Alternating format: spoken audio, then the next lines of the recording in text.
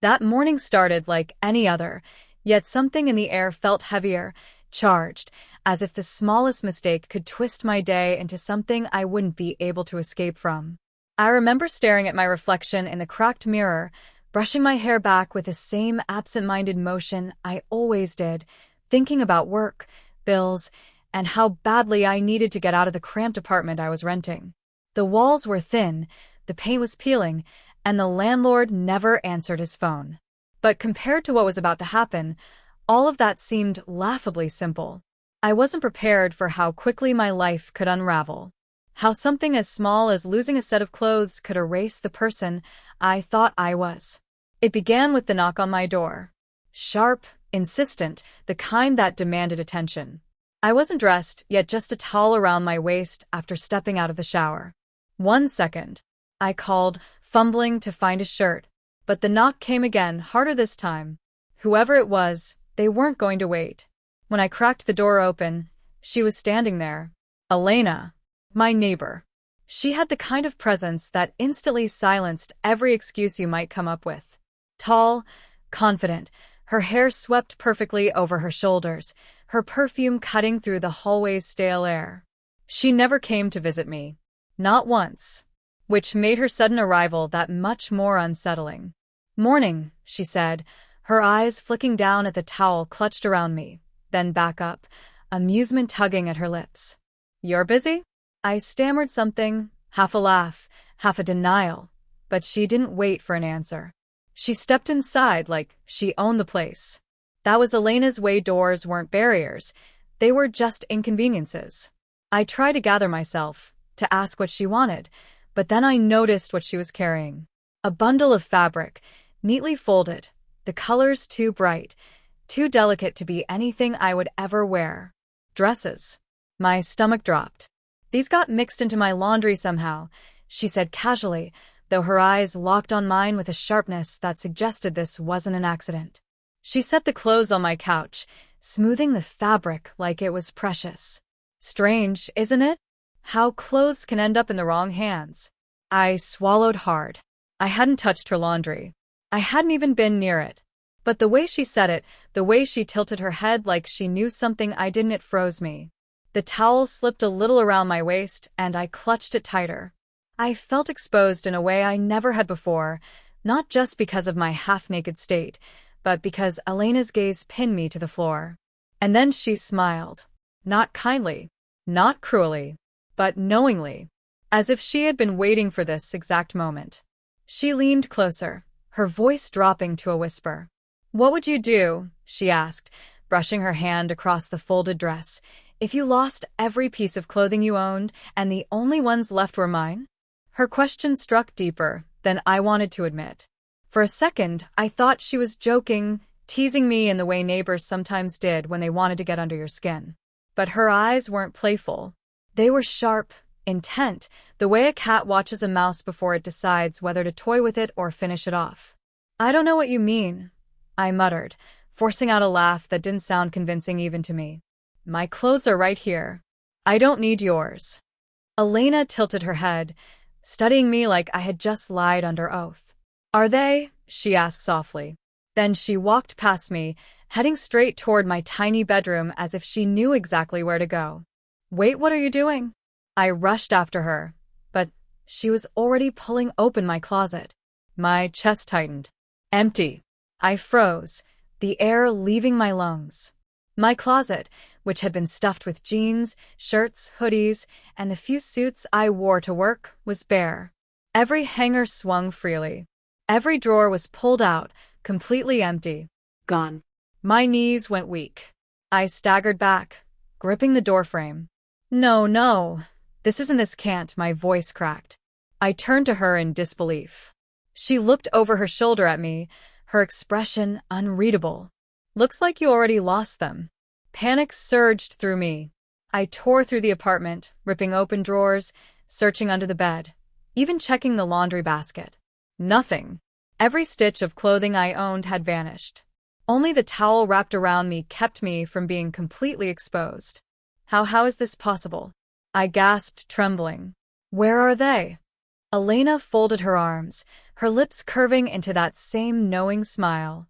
I told you, clothes have a funny way of ending up where they don't belong. Maybe yours ended up in someone else's hands. She tapped the folded dress on my couch. And these, perhaps, ended up in yours. I shook my head violently. No. I didn't. This isn't. But the more I protested, the weaker my voice became. She stepped closer, close enough that her perfume filled my senses, close enough that I couldn't ignore the intensity in her eyes. You don't have a choice, you know, she whispered. You can't leave this apartment without clothes. And right now, the only ones you have are mine. Her words crashed over me like icy water. The realization was suffocating. She was right, I had nothing. I couldn't go to work. I couldn't even step outside to ask for help. Without my clothes, I was trapped. And she knew it. Elena picked up the dress, holding it out to me with deliberate slowness. Her smile deepened, her eyes staring me. So, she said, her voice like velvet and steel, will you put this on or will you stay here helpless, hidden behind a towel forever? My throat tightened and I couldn't move. The dress dangled in her hands like a trap, bright fabric shimmering in the dim light of my living room. I wanted to snatch it away, throw it back at her, demand my own clothes, but the truth clamped down on me like iron. I had nothing.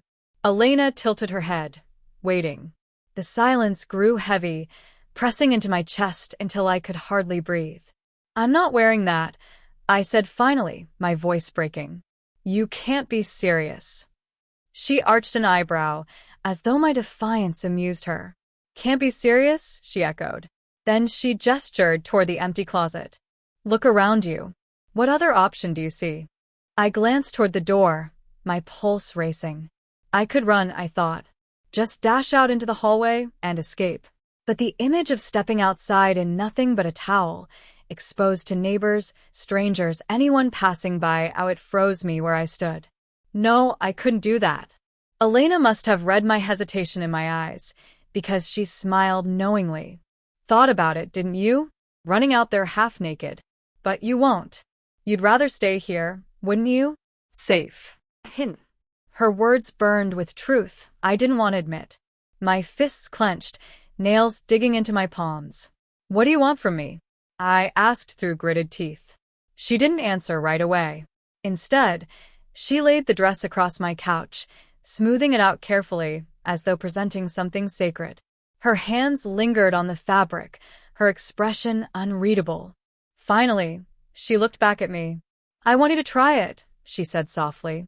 Not forever. Just once. Her calm tone made it sound almost reasonable, like she wasn't asking me to step over a line I swore I would never cross. My chest heaved with uneven breaths. I stared at the dress, the delicate fabric whispering promises of humiliation. I'm not, I started, but my voice cracked. I'm not supposed to wear things like that. Elena's smile deepened. Supposed to? Who decided that? She stepped closer, her voice lowering to a near whisper.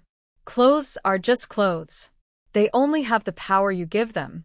Right now, they're the only thing standing between you and being utterly trapped. Her words wrapped around me, pulling tighter, leaving no room for escape. The towel felt flimsy against my skin, as if it could fall at any second. My heartbeat pounded in my ears. I closed my eyes for a moment, praying that when I opened them, this would all vanish, that my clothes would reappear, that Elena would leave, that this nightmare would dissolve into nothing. But when I opened them, she was still there, watching me, patient and unyielding. And the dress still waited. Elena lifted the fabric again and pressed it gently into my hands. Go on, she whispered, her eyes locking with mine. Put it on unless you'd rather lose more than just your clothes. The fabric in my hands was lighter than I expected, soft and almost fragile. It slipped through my fingers like water, yet its weight pressed down on me harder than any chain could. My throat tightened, and I could barely form words. Elena, this isn't fair, I whispered. You can't just take everything and leave me like this. She crouched a little, bringing her eyes level with mine, her expression gentler now, but no less firm. Adam, life isn't fair. but sometimes it gives us opportunities. Her gaze flicked to the dress in my grip. This is yours, whether you want to see it that way or not. I shook my head violently, my heart hammering in my chest. It's not mine. I don't want it. I don't belong in it. Her lips curved, not into cruelty this time, but into something stranger, something I couldn't name. That's what you think now. But when you put it on, you might see something you never expected. My stomach knotted as she stood up again, her presence towering, her confidence swallowing the room whole. I wanted to throw the dress back at her, to scream until she relented. Instead, I stood frozen, staring at the fabric as though it held my fate. The towel shifted slightly against my skin, and panic jolted through me. If I lost even this last shield, I would be completely exposed. Elena must have noticed. Her eyes glinted knowingly, and she said, "The towel won't last forever. You already know that. Sooner or later, you'll have to choose." My breathing grew ragged. The truth was unbearable, but undeniable. I had nothing else. No escape, no backup, no way to reclaim my clothes. Every second dragged me closer to the edge, cornered by inevitability. I clenched the dress tighter, the fabric bunching in my fists. My reflection in the window caught my bare shoulders, flushed face, hair damp and disheveled. I looked helpless. Smaller than I remembered myself being. Elena followed my gaze, and for the briefest moment, her smile softened. See? You don't look wrong in it already. You look ready. Her words sent a chill straight through me. I spun toward her, shaking my head furiously. No. No, I won't. You can't make me. This isn't me. This will never be me. My voice cracked on the last word, breaking into the air like glass. But Elena didn't flinch. She only stepped closer, her shadow folding over me, her hand gently brushing against the towel at my waist. I stumbled back instinctively, clutching the dress tighter. My pulse thudded so hard I thought my chest would burst. And then she whispered, almost tenderly, "Then prove it, put it on and show me who you really are." The towel slipped slightly, threatening to fall. My hands trembled as I clutched the dress tighter. My breath caught in my throat as Elena leaned in close and murmured, "Or shall I take even this from you too?" I didn't sleep that night. Even after Elena finally left me alone with the dress folded neatly at the edge of my bed, my thoughts churned like a storm that wouldn't quiet down. Every time I shut my eyes, I saw the shimmer of the fabric, the way it had felt against my hands, the strange certainty in her voice. I lay staring at the ceiling, clutching my pillow like it was my only anchor in a world that had suddenly tilted sideways. The silence of the house was suffocating, broken only by the occasional creak of the old wooden beams. My towel, damp and clinging, had dried stiff around me, reminding me every second that I had no other clothes left. Nothing of mine remained. At some point in the early hours, exhaustion claimed me. But even in dreams, there was no escape. I dreamt of mirrors, dozens of them, each reflecting me in a different outfit, each reflection smirking back at me as though it knew something I didn't. When I woke, sunlight spilled across the floorboards, far too bright for how heavy I felt inside. My eyes landed instantly on the dress, still waiting, still there. Elena must have planned this, I muttered under my breath, my voice hoarse from sleep and fear. She couldn't have just stumbled into this. I dragged myself out of bed, wrapping the stiff towel tighter around me. My plan was simple. I'd call her. I'd demand my clothes back. I'd end this nightmare before it stretched any further. But when I reached for my phone on the bedside table, it was gone. Panic surged through me. I tore through the sheets, the drawers under the bed. Nothing. My phone had vanished just as thoroughly as my clothes. "Elena," I hissed, realization crashing down on me. She hadn't just taken my clothes. She had cut me off, trapped me in her game. Before I could think of what to do next, a knock sounded at the door. 3 sharp raps that made me jump. Adam. Elena's voice floated through, calm and collected. "Are you awake?" I froze, every muscle locked. She was here. Already. Go away, I croaked, my voice shaking. But the door creaked open anyway, and she stepped inside carrying a tray. The scent of warm toast and tea wafted into the room, but it did nothing to settle me.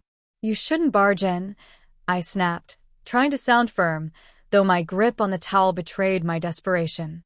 Elena only smiled, setting the tray down on the dresser. You have let me in if you weren't so stubborn. And you need to eat. Her eyes flicked to the bed, where the dress still lay. I see you haven't tried it yet. I told you I'm not going to, I said quickly, though my throat went dry as her gaze lingered on me. She didn't argue. Instead, she walked slowly to the window and pulled the curtains back, flooding the room with sunlight. Do you know what today is? I frowned, confused. What are you talking about? Elena's smile widened slightly. It's the neighborhood gathering. Everyone's going to be there. Aunts, uncles, friends, people who'd be so curious if they saw you like this. Her eyes darted deliberately to my towel.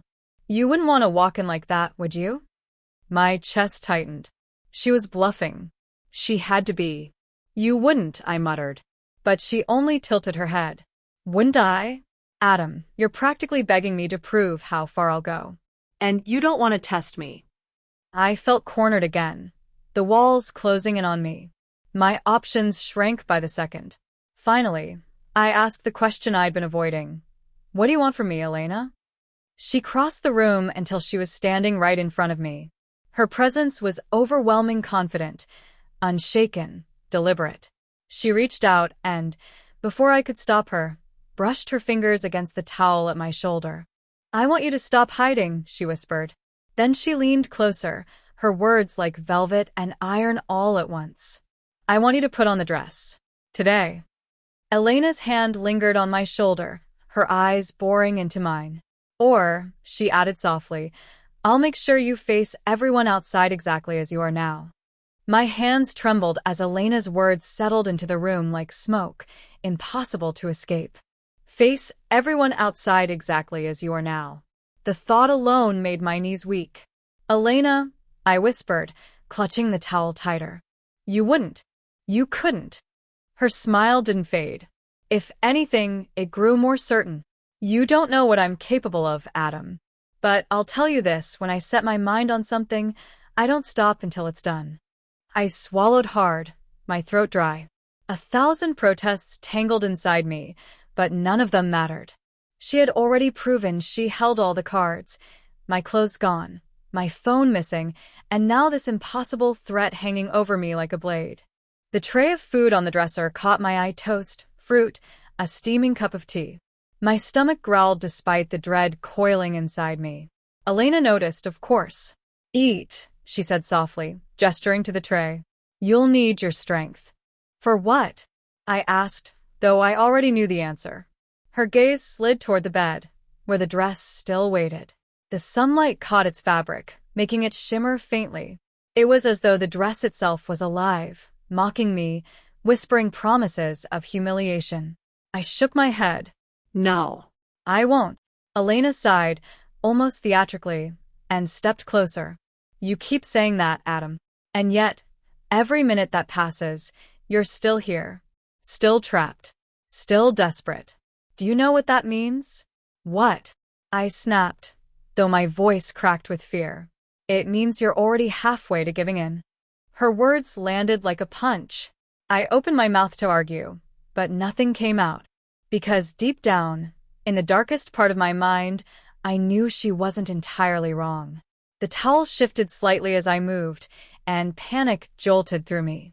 I grabbed it tighter, but Elena's sharp eyes caught the moment.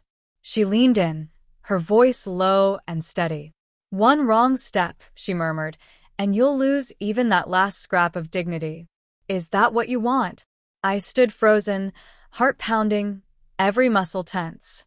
She was right again, too right. Elena straightened, her tones suddenly lighter. I'll give you a choice. Eat your breakfast and then put on the dress. Willingly. Show me you can do it without me forcing your hand. She paused, then added with deliberate cruelty. Or I'll invite the neighbors in. You wouldn't believe how curious Mrs. Halpern is about you.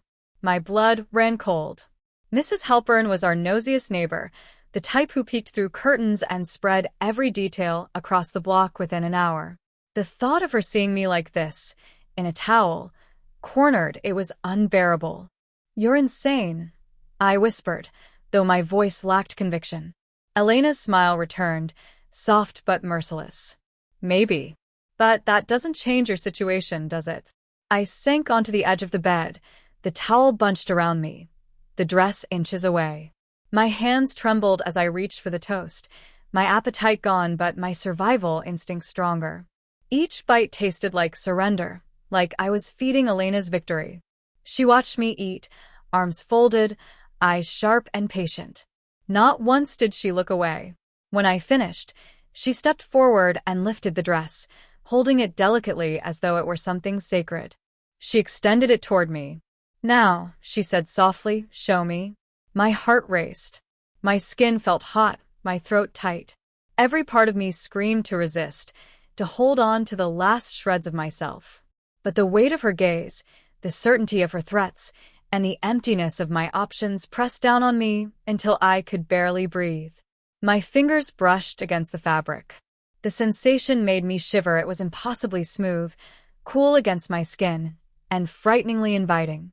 "I can't," I muttered, my voice shaking.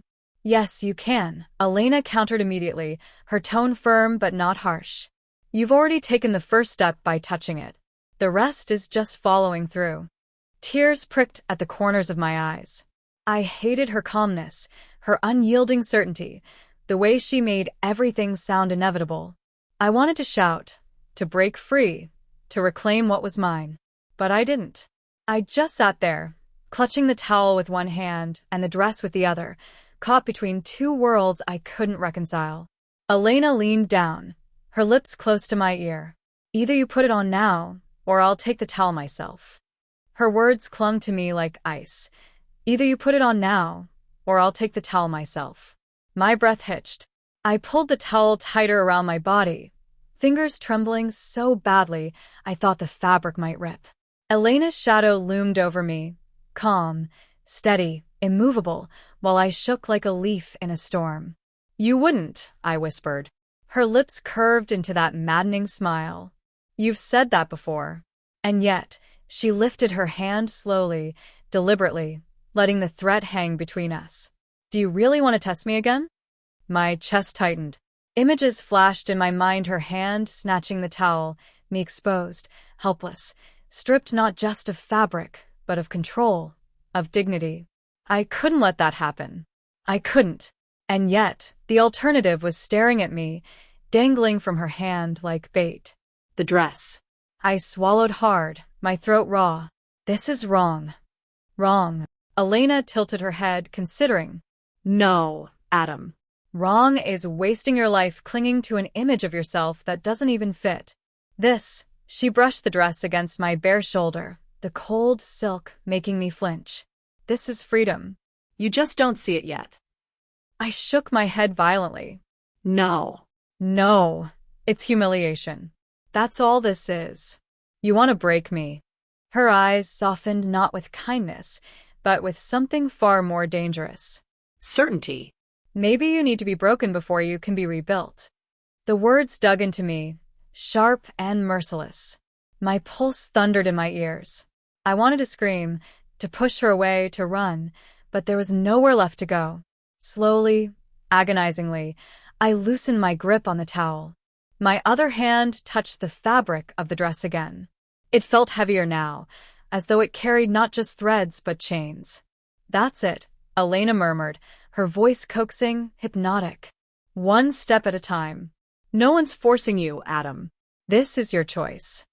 My laugh was hollow, broken. "Choice? You've taken everything from me. My clothes, my phone, my freedom. What kind of choice is this?" "The kind that matters," she replied softly. "The kind that reveals who you really are when everything else is stripped away." Tears blurred my vision. My hand shook as I lifted the dress higher, staring at the way it shimmered in the sunlight. It was beautiful, terrifyingly beautiful. My chest rose and fell in ragged breaths. The towel slipped lower, and panic jolted through me. But Elena didn't move to grab it. She just watched, patient and unyielding, waiting for me to make the final surrender. I stood. My knees wobbled so badly I almost collapsed, but somehow I managed to stay upright. The towel clung desperately to my body, my last shield. My eyes darted to Elena. "Please," I whispered. "Don't make me." Her gaze locked onto mine, steady, relentless. "I'm not making you. You're doing this because you know there's no turning back. Deep down, you've already decided." My body moved before my mind could stop it. With trembling hands, I let the towel drop. It fell to the floor in a soft heap, leaving me bare under her gaze. Shame burned across my skin like fire. Elena's eyes didn't flicker. She didn't gawk or smirk.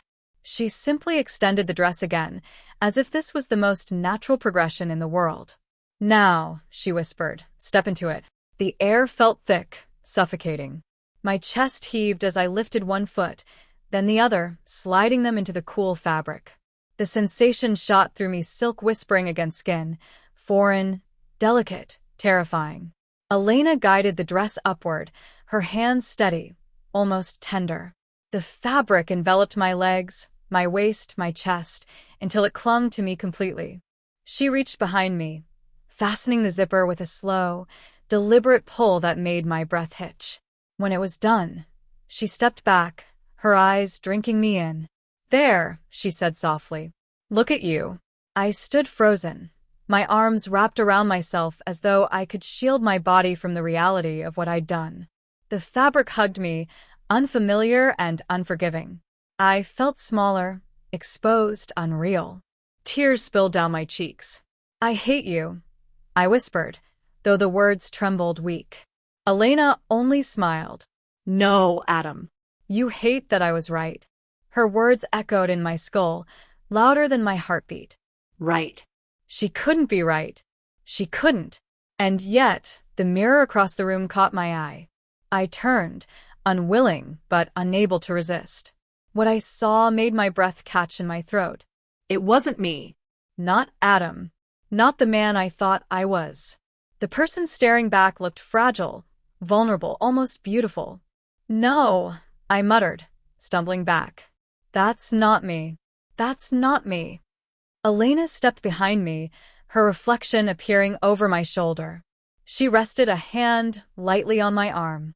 "It's you," she said firmly, her voice soft but unbreakable.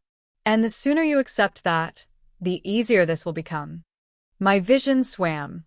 I wanted to tear the dress off, to shred it into pieces, to scream until the walls shook. But my body wouldn't move.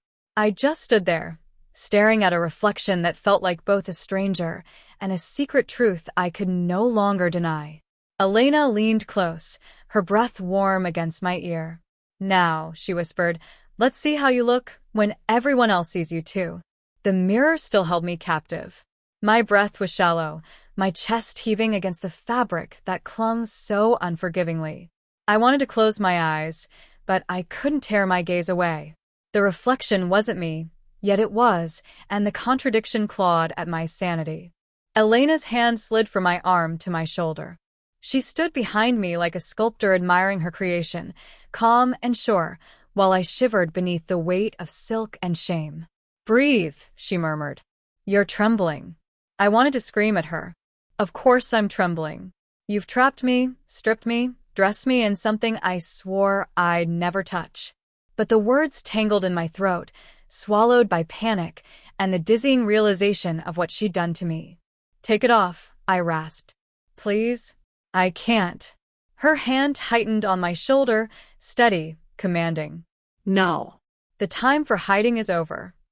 I twisted to face her, desperation flooding my voice. "Over? What are you talking about?" This is private humiliation. That's bad enough. But you're not actually thinking." Her eyes, calm and unblinking, silenced me. She didn't need to speak for me to understand. The floor seemed to fall out from under me. "No," I whispered. "You can't mean that." "You wouldn't." "Wouldn't what?" she asked softly. "Let them see what I see? Show the world the truth you're too afraid to admit?" "Adam, this isn't cruelty. It's inevitability." I stumbled back, colliding with the dresser. My fingers gripped its edge as if it could anchor me to sanity. You can't. You'll ruin me. Ruin you? Elena shook her head slowly. No. I'll free you. The mask you've worn all your life, it's heavier than any dress. You've been trapped, Adam. Not by me, but by yourself. And now, finally, the lock is broken. I laughed, a raw, broken sound. You're insane. You think I'll just walk out there like this? Dressed like, the word lodged in my throat, bitter and impossible. Like what? She pressed, her eyes narrowing slightly. I faltered, choking on the admission. My hands clawed at the fabric hugging my body, but it held fast, mocking my struggle. Like someone I'm not, I spat. Though even as I said it, my reflection jeered at me, daring me to keep denying. Elena's voice dropped to a whisper, sharp as glass. Then tell me, who are you, Adam? Because the man you claim to be has already vanished. The words stabbed deeper than any blade. My knees weakened. I wanted to collapse, to curl into myself, but Elena's presence pinned me upright. You think you've broken me, I said hoarsely, tears streaking my face. But you don't know me. You can't just decide who I am. Her smile was faint, unreadable. You're right. I can't. But I can show you what the world sees when they look at you now. And then you'll have no choice but to decide for yourself. The air thickened with dread. My heart thundered in my chest, each beat a desperate plea. Elena, don't. Please. Don't do this. She stepped closer, her hand brushing a tear from my cheek with surprising gentleness. You'll thank me one day. But until then, the only way forward is through. Her words hung heavy, final. My stomach lurched with terror. Images assaulted me, neighbors' eyes widening, whispers spreading like wildfire, my identity crumbling in their gaze. I shook my head violently. I won't go. You can't make me. Her gaze hardened. You're right again. I can't make you. But I can open that door, Adam. And once it's open, once they see you, there's no going back. My eyes darted to the door, closed but ominous. It felt alive, a predator waiting to devour me. My body shook so violently, I thought I might collapse. Elena, my voice cracked. I'll do anything. Anything else. Just not this. Her silence was worse than refusal. She simply watched me, unblinking, until I couldn't bear it anymore. The dress clung tighter with every ragged breath. I pressed my hands against it, trying to peel it away, but my fingers were useless, weak. Panic coiled tighter in my chest. Stop fighting, Elena said softly. The more you resist, the harder it becomes. I can't, I sobbed. I can't face them. They'll laugh. They'll hate me. They'll see you, she interrupted, her voice sharp. Not the version you cling to, not the lie you've hidden behind. The real you. My heart seized. Real me. The phrase reverberated, twisted, poisoned. I didn't know who that was anymore, and the thought terrified me more than anything. I collapsed onto the edge of the bed, burying my face in my hands. The fabric of the dress brushed my skin with every movement, a constant reminder of my new prison. Elena sat beside me, close but not touching. Her presence pressed against me like gravity. Adam, she said softly, you think this is the end of your life. But it's only the end of the lie. I shook my head, muffled by my palms. No one will ever look at me the same again. Her hand rested lightly on my back. Exactly. The simplicity of her answer shattered me. I lifted my head, eyes burning. If you do this, if you open that door, there's no undoing it. I know, she said simply. Her calm acceptance chilled me more than her threats ever could. This wasn't a game for her. It was truth, final and irreversible. And for the first time, I realized she wasn't bluffing. The air crackled with inevitability. My pulse hammered in my throat. My eyes darted to the door again, its silent weight suffocating me. Elena rose, her movements slow, deliberate. She walked to the door, her fingers brushing the handle. She didn't look back. Elena, I begged, my voice breaking. Please don't. Her hand tightened on the knob. The door clicked softly as Elena began to turn the handle. "Ready or not," she whispered, "they're about to see you." The sound of the door handle turning was louder than thunder in my ears. Every nerve in my body screamed. My breath caught, my throat closing as if invisible hands had wrapped around it. "Elena!" My voice cracked like glass. Please don't open it." But the metallic click echoed through the room anyway. The door inched open, light from the hallway spilling in like a spotlight, cruel and merciless. I scrambled to my feet, clutching the sides of the dress, as though I could somehow shield myself. My heart slammed against my ribs, so loud I was sure she could hear it. "Elena," I whispered hoarsely, tears streaking down my cheeks.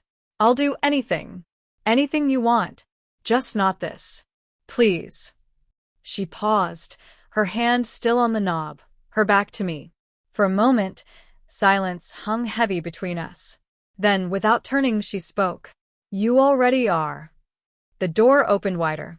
My knees buckled, my body folding as though the ground itself had given way. The air in the hallway felt colder, harsher, filled with the invisible weight of unseen eyes. I expected voices, laughter, gasps. But there was only silence. Empty silence that was somehow worse. I dared a glance. The hallway stretched ahead, quiet, the shadows long and unforgiving. No one was there. Relief crashed over me, brief, dizzying relief. My chest rose and fell in ragged breaths. Elena glanced back at me, her eyes sharp. "You thought I'd throw you to the wolves immediately?" "No, Adam. That would be careless. We need to do this right." I collapsed against the dresser, trembling so violently my teeth chattered. "Why are you doing this to me?" She stepped into the hallway, beckoning me with a single, commanding motion. "Because the world is waiting, Adam. And whether you like it or not, you're going to meet it." I shook my head furiously. No. "I won't. I'll never." "You will," she interrupted, her tone cold as stone. "Because the alternative is worse. Much worse." Her words slithered into me, tightening the trap. My chest ached with the pressure of choices that weren't choices at all. "Walk," she ordered.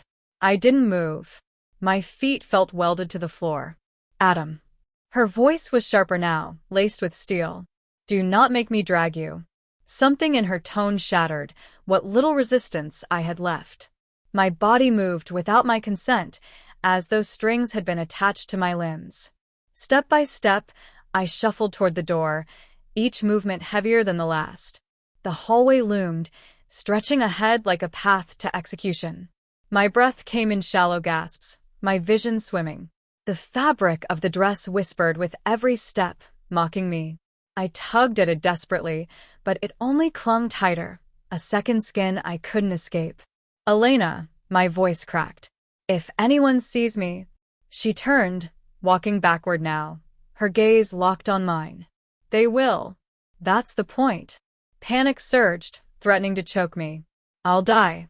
I swear I'll die." Her expression softened not with pity, but with a quiet certainty that made my stomach twist. "No, Adam. You'll live. Truly live. For the first time." We reached the end of the hallway. A door loomed ahead, larger, heavier, its frosted glass glowing faintly with the light beyond. My body froze. My legs refused to move. "Elena," my whisper was so faint I barely heard it myself. "Please don't make me." She stepped close, her hand brushing against mine. Her touch was warm, grounding, yet merciless. "I'm not making you," she said softly.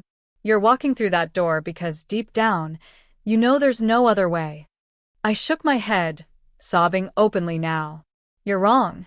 I'm not who you think I am. I'm not." Her finger pressed gently against my lips, silencing me. "You're exactly who I think you are," she whispered. The finality in her voice crushed me. Her hand slid to the handle of the door. She twisted it slowly, deliberately. The glow of the room beyond spilled out brighter, sharper. I clung to her arm desperately. "Elena, please. If you care about me at all, don't." Her eyes locked onto mine, steady and unflinching. I care enough not to let you keep living a lie. The door swung open. Voices drifted in soft, indistinct, but real. Laughter. Conversation. The unmistakable sound of people. My stomach dropped. My vision blurred with fresh terror. Elena. My voice cracked like brittle glass. No, not them. Not anyone. I can't. You can, she said firmly, her hand sliding to the small of my back. And you will. The room beyond beckoned, filled with light and the weight of 1,000 unspoken judgments. I shook my head wildly, stepping back, but Elena's hand pressed forward, guiding me, forcing me closer. The laughter grew clearer. A woman's voice. A man's. The sound of glasses clinking. Every instinct screamed at me to run, to fight, to tear the dress from my body and vanish. But Elena's presence held me like iron shackles. We stood at the threshold. My toes hovered just inches from the light. Tears blurred my vision as I turned to her one last time. Please. My voice broke, a shattered plea. Don't make me live her dream. Her smile was faint, enigmatic. It's not her dream anymore, Adam. It's yours. And with a firm push on my back, she propelled me forward. I stumbled into the room, light blinding me, voices falling silent all at once. Every head turned, every eye locked onto me, and in that frozen second, I realized there was no way back.